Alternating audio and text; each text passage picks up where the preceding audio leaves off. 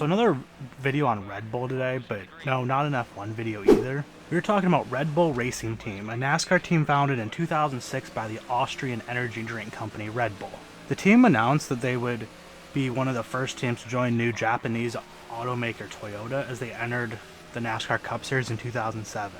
Gameplay is going to be from NASCAR 15. I don't have a game that I can record with Red Bull. The team was run by current IndyCar president and then former MB2 co-owner and team president Jay Fry, and current Haas F1 team principal and former Red Bull F1 technical director Gunther Steiner, serving as Red Bull's technical director in NASCAR. In January 2006, Red Bull bought a 425,000 square foot facility that was previously the headquarters for Team Penske. In 2006, AJ Allmendinger attempted 2 races, one in Atlanta and one at Texas. I say attempted because the team failed to qualify for both. Because Toyota didn't join the Cup Series until 2007, Red Bull fielded the 84 Dodge for Allmendinger, which they bought from Bill Davis Racing. Current Hendrick Motorsports driver Brian Vickers announced his plans to join Red Bull in 2007 in the 83 car, with Allmendinger in the 84. Vickers said, "I think they are going to bring new ideas, new concepts into our sport that they have learned from other forms of racing around the world. The sponsor is the team. That's kind of a new concept for our sport, and it's a clean sheet of paper. We have seen that the clean sheet of paper concept worked very well for a lot of teams, including the 24 way back when. The 48, it worked really well for those guys." In 2007, Red Bull switched to Toyota, a new team with a brand new manufacturer. Sounds like a recipe for success. Spoiler alert, it wasn't. Both drivers failed to qualify for the Daytona 500, so already starting things off good. One of the few bright spots of the season came in the second race when Brian Vickers scored a 10th at Auto Club. Vickers would later get a 5th in the Coca-Cola 600 and then would add 3 more top 10s in 2007. Allmendinger would get a best of 15th at Charlotte. Red Bull ran 2 cars in 36 races, so that means they had 72 opportunities to qualify for a race throughout 2007. They failed to qualify 32 times, or 44.44%. Red Bull only had both cars qualify for the same race 12 times throughout the season. The 83 car finished 38th, and the 84 car finished 43rd in the owner standings.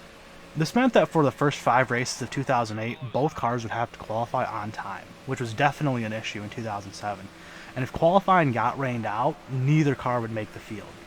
In 2008, Red Bull hired veteran crew chief Kevin Hamlin to call the shots for Brian Vickers and the 83 team. Hamlin brings experience from working with drivers such as Kevin Harvick, Jeff Burton, and Dale Earnhardt Sr. The 83 team qualified for the first 5 races, securing them a top 35 place in the 2008 owner points, with a worst finish of 39th at Bristol to go along with a best of 9th at Atlanta. The other side of the garage was a different story, though. AJ Allmendinger struggled to qualify and missed the first 3 races. He would be temporarily replaced by veteran Mike Skinner, who qualified for the next 5 races with a best finish of 27th at Atlanta. Allmendinger would get back in the 84 car at Talladega and would qualify for his first race of 2008 and would ultimately finish 30th, while teammate Brian Vickers scored a top 5. Vickers would go on to score 4 more top 10s and 2 more of those being top 5s. Vickers almost got the team's first win with a runner-up at Pocono. Allmendinger would eventually get 2 top 10s, 1 at Indy, and then his best finish of the season, a 9th at Kansas.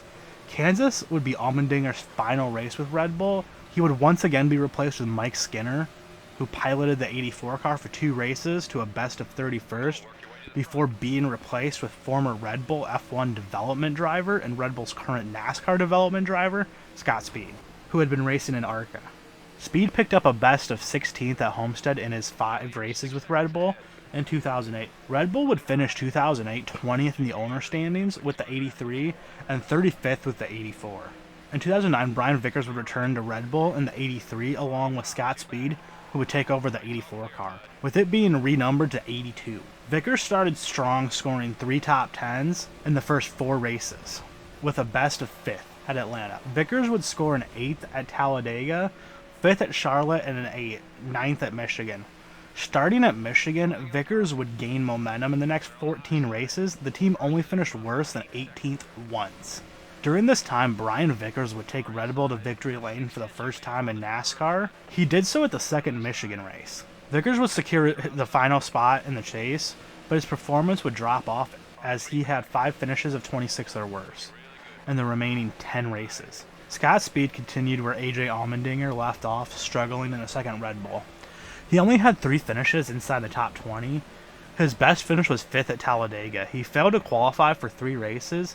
The 83 team, piloted with Vickers, finished 12th in the owner standings, while the 82 car finished 36th. 2010 was the season of doctors and lawyers for Red Bull. Vickers was looking to build off his best season of his career. He had a reasonably good start to the season, too, with 2 top 10s and 5 top 20s in the first 6 races. He would then finish no better than 20th in the next 4 races before scoring a 10th at Darlington, but this was the last time Brian Vickers would drive a race car in 2010. Doctors found that Brian Vickers had blood clots and was not medically cleared to race for the remainder of the season. Kasey Kahne would initially take over the 83 car for the next 4 races, finishing no better than 22nd. The 83 car would then be turned over to Reed Sorensen for 13 of the next 16 races.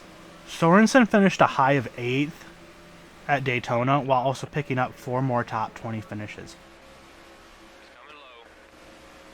Of the 3 races that Sorensen didn't run in, road course ace Boris Said ran at Watkins Glen, finishing 38th after being involved in a wreck with Tony Stewart. The other 2 races were run by Matthias Ekstrom, who I admittedly don't remember and actually had to look up. Ekstrom has raced in several Red Bull sponsored cars, most notably DTM, where he's had some pretty good success. Ekstrom raced at Sonoma, finishing 21st after leading 7 laps. Ekstrom joined Jan Magnussen, who was also in the race at Sonoma, as the first 2 Scandinavian drivers to take part in a NASCAR Cup race. Magnussen would end up with the honor of the highest finishing Scandinavian driver, though, as he finished 12th. And James Finch's 09 car, the same team that Brad Keselowski got his first win with the previous season. Ekstrom also raced at Richmond, finishing 31st. Red Bull had signed Kasey Kahne to drive in 2011 for the team. This was only going to be a 1-year deal, as Mark Martin had handpicked Kasey Kahne to take over at Hendrick Motorsports in the 5 car when Martin left. At Martinsville, Kahne would take over the 83 car for the remaining 5 races of 2010. Kahne scored a best of 6th at Homestead. Scott Speed in the 82, however, continued to struggle with consistency. He had 10 top 20s, including 2 top 10s, but also had 11 races of 30th or worse.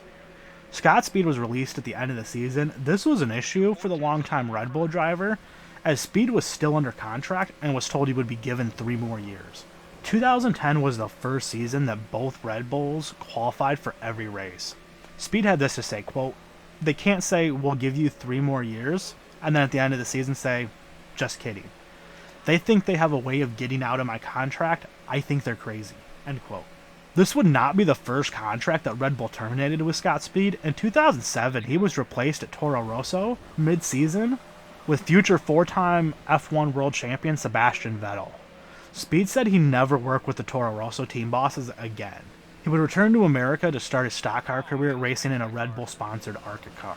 In 2007, Scott Speed signed a 3-year contract with Red Bull, starting in 2008, and was originally owed a $1 million salary in 2010, in addition to percentages of race winnings based off of finishing position. As part of his original 2007 contract, it had a 3-year team option, providing him with a raise of $500,000 every season. However, in January 2010, his contract was reduced to $500,000 for the 2010 season. In May 2010, Red Bull picked up the option on his contract, extending it through 2013. Despite Red Bull picking up his option, he was fired in November 2010. Red Bull cited a performance clause. Scott Speed said that the performance clause was not, quote, 100% the truth, end quote, and that the proof will come out later in the process. The clause in question reads, quote, "Performance, team, during each year of this agreement, including the renewal term, may terminate this agreement immediately should driver compete in a regular full season schedule of race events and any racing series, and finish the end of such year's competition season in 16th place or worse in year-end point standings. Team will ensure that driver will be given race cars and supporting equipment that will be satisfactory enough for a driver's experience and skill level to reasonably achieve the aforementioned results. End quote. Scott Speed finished 30th in points in 2010. So, but from what I can work out, Speed was originally supposed to make $1 million in 2010 as part of his extension. He was to gain an additional $500,000 each year. His contract, though, was then later reduced to $500,000 for 2010, but it's not clear if this affected the years of his extension. So he had $4.5 to $6 million left on his contract. If it didn't affect his extension, and then you include the $500,000 they cut from him for 2010, he had $6.5 million unpaid to him that he was contracted for. But I think we have the answer as to how much Speed was owed, or at least in the mind of Scott Speed, as Scott Speed filed a $6.5 million lawsuit against Red Bull for breach of contract. Speed also argued Red Bull didn't provide sufficient financial backing for him to compete for a top 16 points position. The lawsuit was eventually settled out of court, with details remaining confidential. Speed said he was also frustrated that Red Bull refused to even let him look for other opportunities when it was obviously clear they were going to terminate his contract. Speed said that the 82 and 83 teams were just spending the end of the season just competing against each other to fight for their jobs, as they were going to fire one whole team to make way for Kasey Kahne to bring over his own crew members. Speed said that it should have just been a reality TV show. Speed also said, quote, "I don't get it. It's the shittiest thing I've ever seen. I am very ill over it," end quote. Red Bull and Scott Speed had invested the last 5 years in each other, from Formula One to NASCAR. As of November 2020, Scott Speed has not raced a full season in NASCAR since. He competed from 2011 to 2013 on a part-time basis with underfunded teams. Since leaving NASCAR, he has raced in Formula E, and most notably the Global Rallycross Championship, winning 3 championships in a row from 2015 to 2017. In 2011, Red Bull would see the return of Brian Vickers in the 83, and Kasey Kahne would take over the 4 car, which was previously the 82 car.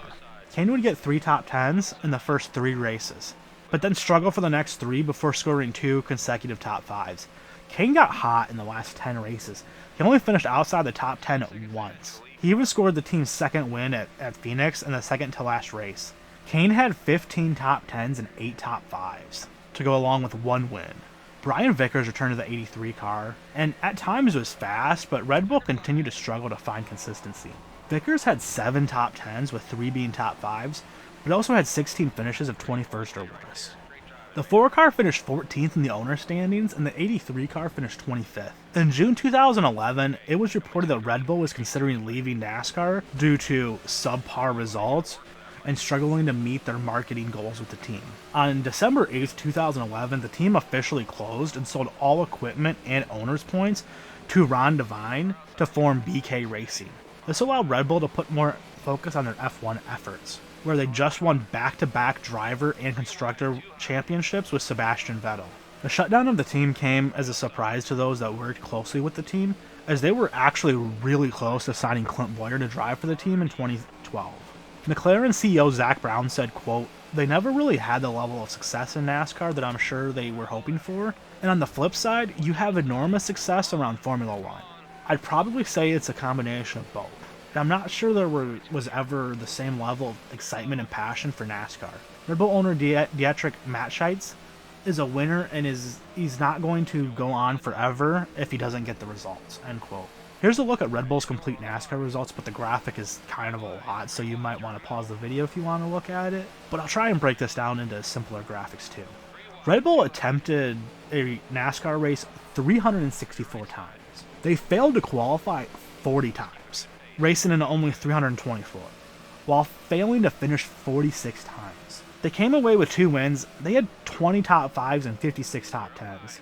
They led 887 laps and qualified on pole 10 times. Red Bull failed to qualify or did not finish in 23.63% of the 364 races that they attempted. The team had a career average finish of 22.87. Interestingly, Red Bull had a car finish as either the second or third best Toyota car in the owner standings 3 of the 5 years they were in NASCAR. Vickers finished second in 2007 and 2009, while Kahne finished third in 2011. Kasey Kahne and Brian Vickers both had 1 win and 8 top 5s for the team. Vickers had 36 top 10s, while Kahne had 15 in just 41 races for the team. Vickers had the most poles at 7. I'm only going to look at the cars they ran full-time. They ran a car in 2006 for 2 races, and a third car for 2 races in 2011 for Cole Witt, which was kind of weird because the team was closing. Not sure why they ran a third car, but hey, whoever floats their boat, I guess. And so I excluded these, though, because they're not really relevant in terms of the results I'm looking at. So they had 2 cars run full-time for 5 years. So they had 10 owner standings results, if that makes sense. Only twice did they decrease their position in the owner standings. Once was the 84/82 car in 2008 to 2009, when they dropped 1 spot from 35th to 36th. And the other was the 83 car in 2010, when they had 6 different drivers fill in that car for Brian Vickers. I look at Red Bull and NASCAR and I see a team that thought they would just come right into the sport and win instantly. It takes time to build a race team. It takes even more time to build a winning race team. It took Red Bull 5 years to win a race in F1 and 6 years to win a championship. And this is after taking over Jaguar, which was also previously Stewart Grand Prix. The team had 8 years of history before Red Bull came in. When Red Bull came into NASCAR, they didn't take over a team with almost a decade of history. They started a brand new team with absolutely no history and built it from the ground up. They also joined a brand new manufacturer that had 0 prior history in the NASCAR Cup Series. Red Bull set their expectations too high given all the circumstances.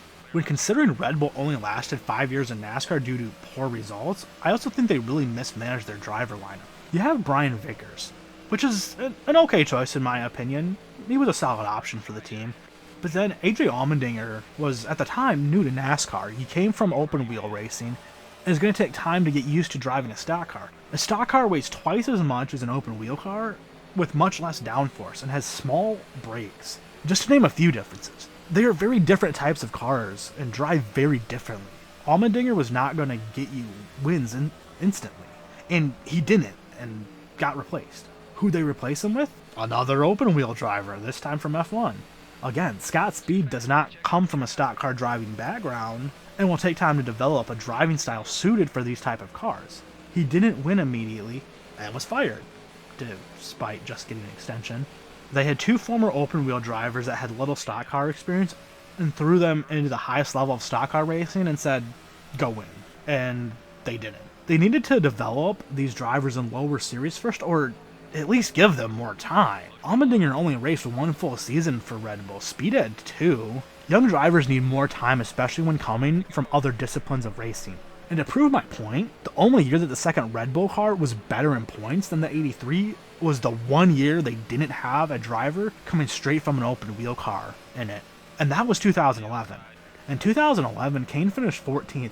Not great, but certainly not bad either. He won a race and had some good results, including the most top 10s for any Red Bull driver in a single season. Vickers finished 25th, but he also was out of a race car for almost a year, so I'm going to give him a pass there. I think 2011 was the best Red Bull driver lineup. Brian Vickers has had the best season of any Red Bull driver, putting together a 12th place finish in 2009. I look at Red Bull and see a new team that was getting better, but the bigwigs at Red Bull just weren't satisfied and pulled the plug. The fact that the people running the team had no idea that Red Bull was considering leaving and was actually trying to sign a driver for 2012 shows how distant the decision makers at Red Bull were from the actual team, and it makes me wonder how informed some of the decisions they were making were. 2010 was kind of a weird year for the team, so excluding 2010. If you look at the team's yearly stats, they increased every year in top 5s, top 10s. They were reducing their number of DNFs each year, and this is even true if you include 2010.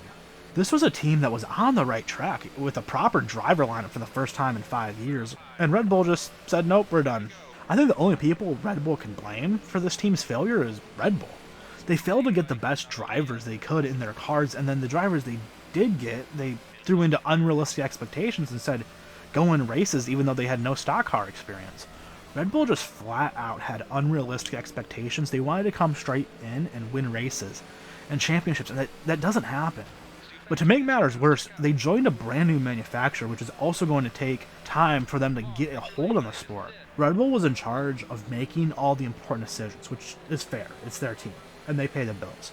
but they didn't seem to be very involved in the day-to-day operations to get a completely clear picture of what was happening.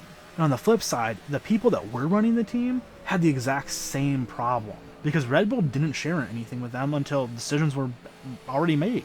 So now, you've heard from me, and now I want to hear from you. What are your thoughts on Red Bull in NASCAR? Do you think they left too early, or were they just doomed to fail? What do you think about the driver decisions Red Bull made? Thanks for watching, and until next time, so long everybody.